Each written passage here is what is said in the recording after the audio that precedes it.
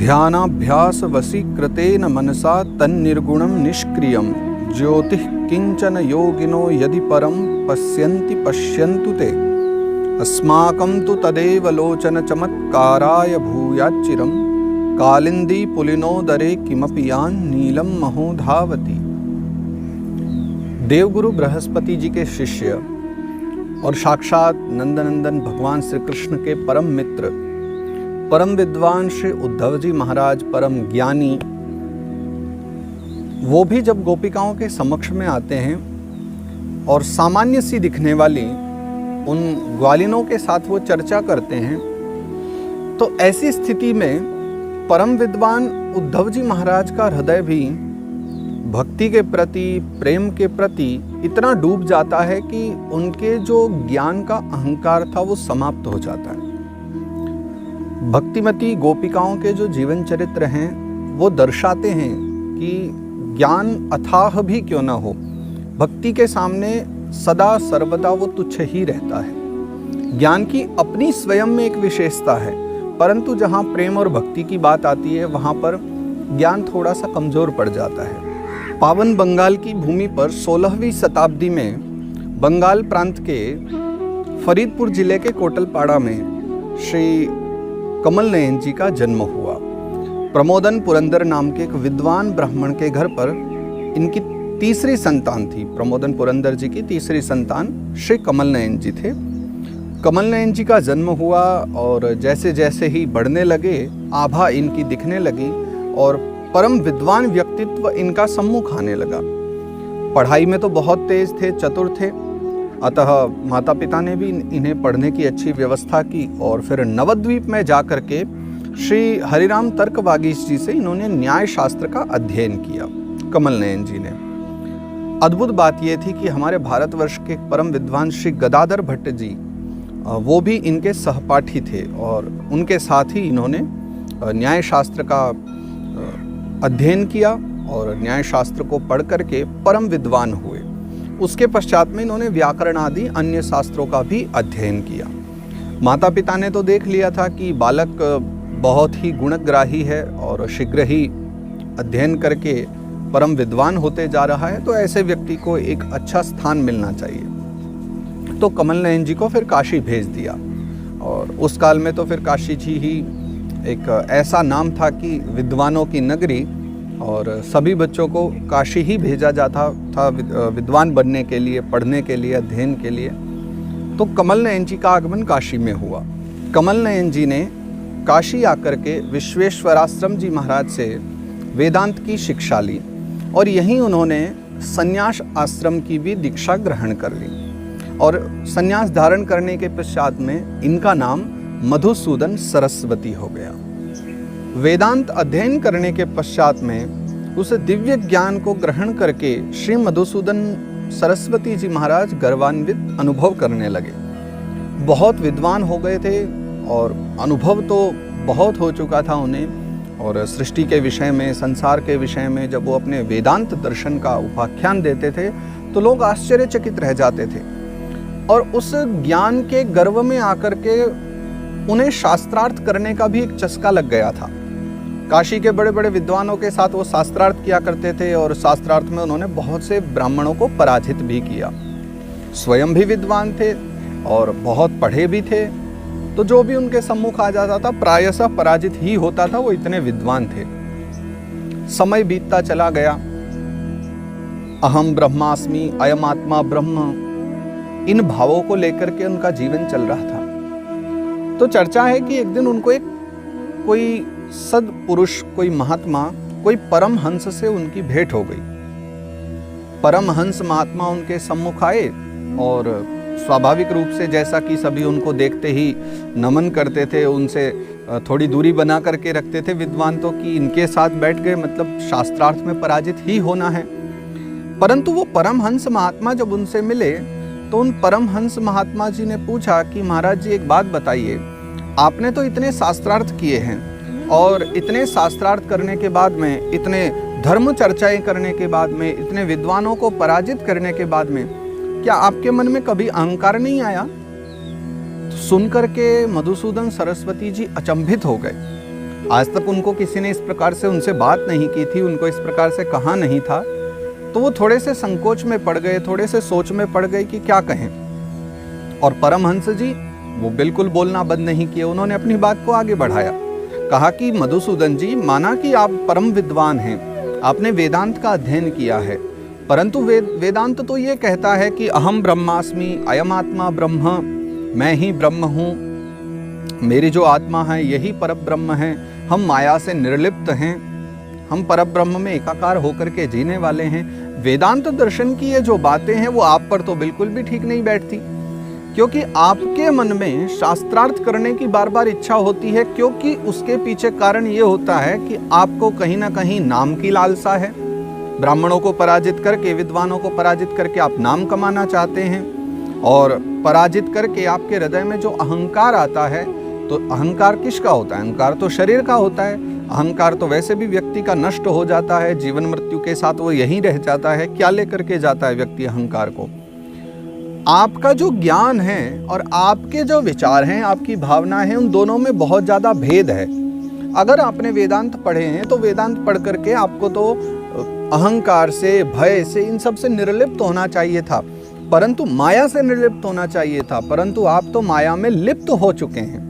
आपको तो नाम की कामना है, यश की कामना है। ये आपका कैसा ज्ञान है? आपके वेदांत के पढ़ने का क्या लाभ रहा? मधुसूदन सरस्वती जी महाराज थोड़े से ग्लानि से भर गए। उनको लगा कि नहीं, महात्मा सत्य कह रहे हैं परमहंस जी कि मैंने ज्ञान तो एकत्रित कर लिया, लेकिन उस ज्ञान का पूर्ण सदुपयोग नहीं किया। तो परमहंस जी से ही पूछते हैं कि ठीक है महाराज, जब आप ही बताइए कि मेरे मन को शांति कैसे मिले। बहुत दिन से मैंने वेदांत पढ़े हैं, आत्मज्ञान को प्राप्त कर लिया है, परंतु मेरा जीवन अब आनंदमय कैसे हो, मन को संतुष्टि मिले, ऐसा कोई उपाय बताइए।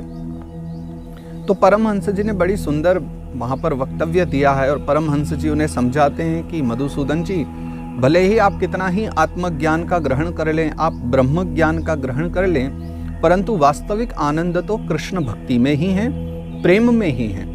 अतः आप सर्वप्रथम जाकर के कृष्ण भक्ति का थोड़ा सा ग्रहण कीजिए। आप कृष्ण नाम का आश्रय लेकर के भगवान श्री कृष्ण के जो लीलावतरण की कथाएं हैं, आप एक बार उनका स्मरण कीजिए। तो मधुसूदन सरस्वती जी महाराज ने काशी का त्याग करके कुछ समय के लिए वो यात्रा पर निकल गए, और घूमते रहे 3 महीनों तक उनकी यात्रा बराबर चलती रही, परंतु उनको कोई लाभ नहीं हुआ।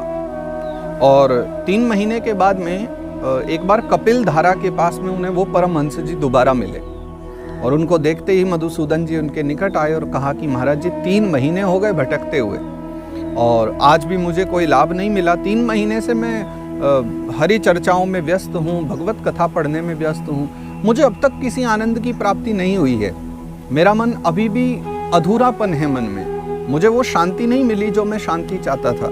तो परमहंस जी हंसने लगे कि जिनको पाने के लिए लोगों ने अपने जन्म जन्मांतर बिता दिए, जिनको पाने के लिए लोगों ने वर्षों तक साधना की, आप 3 महीने में ही हार मान गए। आप चाहते हो कि जो जन्म जन्मांतर और वर्षों में मिलता है वो आपको 3 महीने में ही मिल जाए, क्या ये संभव है? तो ये सुनकर के फिर मधुसूदन जी को अपनी गलती का आभास हुआ, और तब उन्होंने विचारा कि मुझे मन में थोड़ी गंभीरता ला करके धैर्यपूर्वक मुझे पुनः बैठ करके कृष्ण कथा का स्मरण करना चाहिए, और मुझे उसके विषय में और जानना चाहिए। ये विचार करके वो पुनः काशी आ गए, और फिर काशी में आकर के उन्होंने पुनः श्रीमद् भागवत का अध्ययन किया, श्रीमद् भगवत गीता का अध्ययन किया। अद्वैत सिद्धि, सिद्धांत बिंदु, वेदांत कल्पलतिका, ऐसे ऐसे अद्भुत ग्रंथों की रचना करने वाले श्री मधुसूदन सरस्वती, जिन्होंने वेदांत दर्शन के विषय में पूर्व में बहुत सारे ग्रंथ लिखे थे, अब वो भागवत का अध्ययन करते हैं, और उसके पश्चात में फिर वो ज्ञान से भक्ति की ओर मुड़ जाते हैं, और भक्तिमय जीवन लेकर के फिर वो कृष्ण कथा के विषय में और भगवान की जो वाणी है श्रीमद् भगवत गीता, उसके विषय में लिखते हैं। भक्ति रसायन ग्रंथ की वो रचना करते हैं, और गूढ़ार्थ दीपिका के नाम से श्रीमद् भगवत गीता की एक वो टीका लिखते हैं। श्रीमद् भागवत जी पर भी उन्होंने व्याख्यान दिया है, श्रीमद् भागवत जी पर भी अपने शब्दों में उन्होंने एक व्याख्या लिखी है। तो इस प्रकार से परम विद्वान और परम धैर्यवान मधुसूदन सरस्वती जी महाराज फिर वेदांत से भक्ति की ओर आते हैं। देखिए, ये कथा में ये पढ़ करके हमें क्यों बहुत प्रसन्नता होती है कि वेदांत का अध्ययन करना, वेदांत दर्शन को समझना जहाँ थोड़ा सा कठिन है, उसका अनुभव करके उसको चरितार्थ करना जहाँ जीवन में बहुत ज़्यादा कठिन भी है, वहीं भक्ति को प्राप्त कर लेना बहुत सरल भी है। वेदांत को ग्रहण कर लेने के बाद भी मन में अहंकार आदि विकारों का उत्पन्न होना बहुत सहज है, सरलता से वो आ भी सकते हैं। वेदांत कहता तो ये है कि अयम आत्मा ब्रह्मा अहम ब्रह्मास्मि, परंतु इसको अपने जीवन में अपना लेना उतना ही ज़्यादा कठिन है। वहीं अगर हम भक्ति का आसरा ले लेते हैं, अगर हम भक्तिमय हो जाते हैं, तो वहाँ पर अहंकार अपने आप ही धीरे धीरे नष्ट होते चले जाता है। क्योंकि भक्त होता ही ऐसा है जो कहता है कि मैं सब कुछ नहीं हूँ, बल्कि मैं तो उन परमात्मा का एक दास हूँ, वो मेरे मालिक हैं। तो जो व्यक्ति स्वयं में ही एक दास बन करके और आत्मसमर्पण करके भक्ति करे, भक्ति का मतलब ही है आत्मसमर्पण, तो वहाँ अहंकार के लिए स्थान ही नहीं रह जाता। इसलिए भक्ति को सर्वाधिक सर्वश्रेष्ठ सभी ने बताया है। और वेदांत का पूरा अध्ययन कर लेने के बाद में अंत में फिर मधुसूदन सरस्वती जी लिखते हैं, एक उनका गाया हुआ जो श्लोक है बड़ा ही प्रसिद्ध है, पूरे विश्व में प्रसिद्ध है। हर विद्वानों ने, जिन्होंने आज तक मधुसूदन सरस्वती जी को पढ़ा होगा, उनको सुना होगा, उनका वो श्लोक अवश्य जीवन में कभी न कभी सुना होगा कि अद्वैत वीथि पथिकैरुपास्याः स्वराज्य सिंहासन लब्ध दीक्षाः शठेन केनापि वयम हटेन दासीकृता गोपवधू विटेन। अद्वैत वीथि पथिकैरुपास्याः, अद्वैत पथ के जो पथिक हैं, हाँ, वो मेरी उपासना करते हैं। स्वराज्य सिंहासन लब्धधीशा, हाँ, मैं अपने स्वराज्य के सिंहासन पे भी आकर के आरूढ़ हो चुका हूँ, बैठ चुका हूँ। क्योंकि वेदांत तो यही बताता है ना, वेदांत किसी का दास नहीं बनाता। वेदांत तो स्वयं अपने आप को परमात्मा का एक अंश बताता है। वेदांत तो ये कहता है कि अहम ब्रह्मास्मि, वो जो है वही मैं भी हूँ। हाँ, मैं उसका एक अवयव रूप हूँ, मैं उसका एक अंश हूँ, परंतु मैं भी वही हूँ। ये जो मेरी आत्मा है, शरीर तो मेरा मिटने वाला है। शरीर को तो वेदांत कहता है कि ये तो नष्ट हो जाएगा, हम शरीर की बात ही नहीं करते। परंतु यहाँ जो आत्मा है, जो चैतन्य है, जो इसे चला रही है शरीर को, उस आत्मा के लिए वेदांत कहता है कि अहम ब्रह्मास्मि, मैं ही ब्रह्म हूँ। परंतु भक्ति कहती है कि हमारी ये जो आत्मा है वो कृष्ण की दास है, वो परमात्मा के स्वरूप की प्यासी है, उनके दर्शन करने की प्यासी है। तो ये श्लोक में वो भी लिखते हैं कि हाँ, मैं तो पहले भी अद्वैत पथ का उपासक था और वेदांत दर्शन पढ़ करके मैं भी निर्गुण का उपासक हो गया था, परंतु शठेन केनापि वयम हटेन दासी कृता गोपवधू विटेन। उन गोपिकाओं को, वो जो परम भगवत भक्तिमती गोपिकाएं हैं, जो कृष्ण प्रिया गोपिकाएं हैं, उन सभी गोपिकाओं के प्रेमी श्री कृष्ण ने मुझे भी आकर के हर लिया है और अपनी दासी बना लिया है। अब मैं भी भक्ति में पढ़ करके श्री कृष्ण का दास हो गया हूँ। तो इसलिए मैंने इसके शुभारंभ में ही जो श्लोक गाया है, उसका तात्पर्य भी यही है कि मधुसूदन सरस्वती जी महाराज लिखते हैं अपनी वाणी में कि हाँ, लोगों ने बड़े बड़े ज्ञान प्राप्त करके, बड़े बड़े धर्म शास्त्रों को पढ़ करके, वेदांत दर्शन करके, संभव है कि उन निर्गुण परमात्मा की ज्योति का वो दर्शन करते होंगे, परंतु हमें क्या, हम तो श्री कृष्ण की उन मुरली मनोहर की परम माधुरी स्वरूप का दर्शन करके और उनकी दिव्य छवि का दर्शन करके अपना जीवन गुजार रहे हैं, अपना जीवन यापन कर रहे हैं। हमारे लिए तो बस वही आनंद की बात है। और हमारे लिए इस कृष्ण भक्ति से, इस कृष्ण प्रेम से बढ़कर के इस समाज में, इस संसार में हमारे लिए और कोई भी दिव्य वस्तु नहीं है। पूज्यपाद श्री मधुसूदन सरस्वती जी महाराज का ये जीवन दर्शन बताता है, उनके जीवन का अनुभव बताता है कि अनेकानेक प्रकार के ज्ञान ग्रहण करने के बाद भी संभव है कि अहंकार तो उत्पन्न हो ही सकता है, परंतु जो सहज है समाज में, जो सरल है, वो है भक्ति, वो है प्रेम को अपनाना। तो आप सभी के लिए भी मेरा तो यही कहना है, इस संसार में जीने वाले हर एक व्यक्ति के लिए, कि अधिक से अधिक ज्ञान के पीछे भागने से कहीं ज़्यादा बेहतर है, कहीं ज़्यादा अच्छा है कि इन जैसे महापुरुषों से हम ग्रहण कर लें कि जो इन्होंने बाद में प्राप्त किया, क्यों ना हम वहीं से शुभारंभ करें, प्रेम की ही प्राप्ति करें। क्योंकि प्रेम ही एक ऐसा लक्षण है जो एक अनभिज्ञ व्यक्ति के साथ भी, एक अनजान व्यक्ति के साथ भी, एक अज्ञानी व्यक्ति के साथ भी हमें जोड़े रख सकता है, वो बस प्रेम ही है। ज्ञान अधिक होगा तो दो लोगों में बहस हो सकती है, वाद विवाद हो सकता है, परंतु मुझे और आपको वाद विवाद का नहीं, संवाद का व्यक्ति बनना है, चर्चा का व्यक्ति बनना है और अच्छी चर्चाओं का व्यक्ति बनना है। ऐसी चर्चाओं का जहां जब चर्चा समाप्त हो तो आपके और हमारे मध्य में प्रेम भावना ही उपजे, किसी प्रकार का विरोधाभास या वैर ना उपजे। ऐसी भावना लेकर के ही इन महापुरुषों के चरित्र का हम अनुसरण करें और अपने जीवन को सुखद और सरल और प्रेममय बनाएं, यही मेरी कामना है। आज की कथा को यहीं विश्राम देते हैं, पुनः आपसे शीघ्र मिलेंगे।